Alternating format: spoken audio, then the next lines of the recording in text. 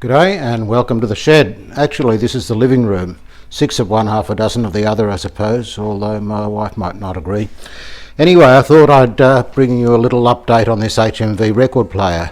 It's now got a new speaker in it. I've tweaked the BIOS a bit and it's made all the difference. It performs quite well.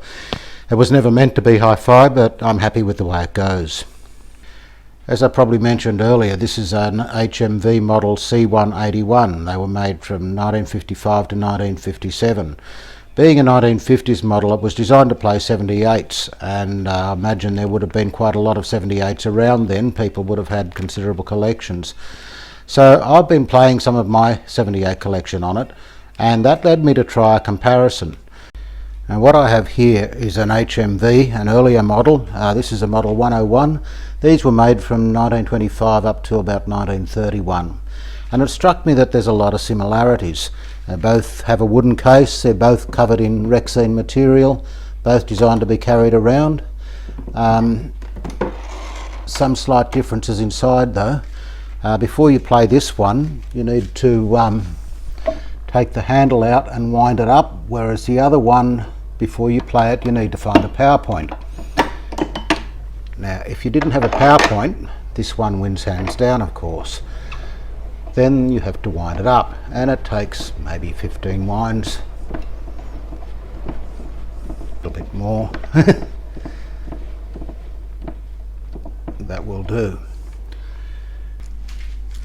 The other thing you need to do before you play a record is change the needle.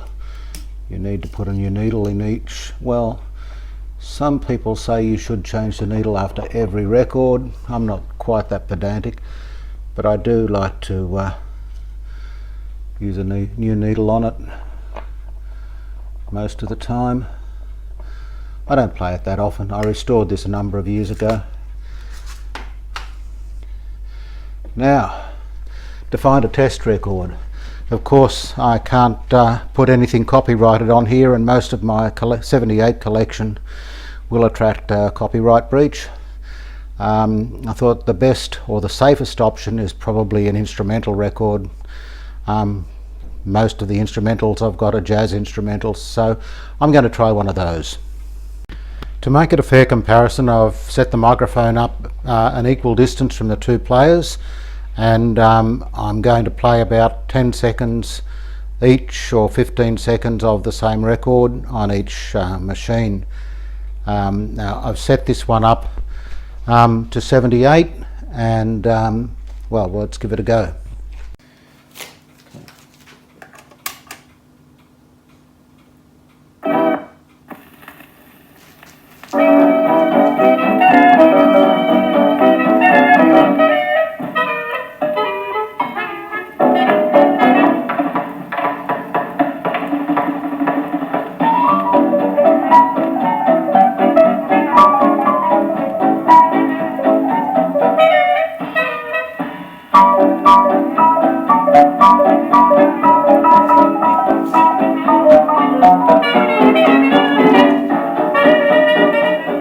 That'll do.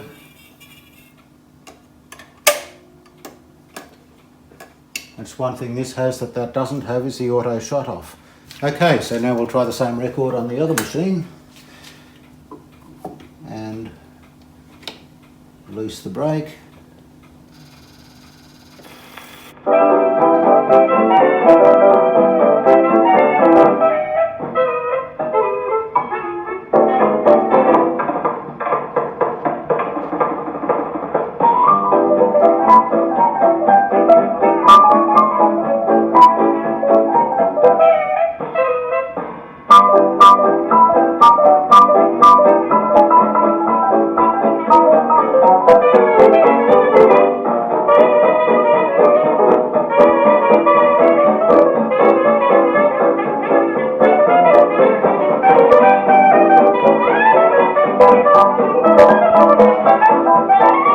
So there we have it, a 2-valve HMV record player from 1955 and a 0-valve HMV record player from 1925.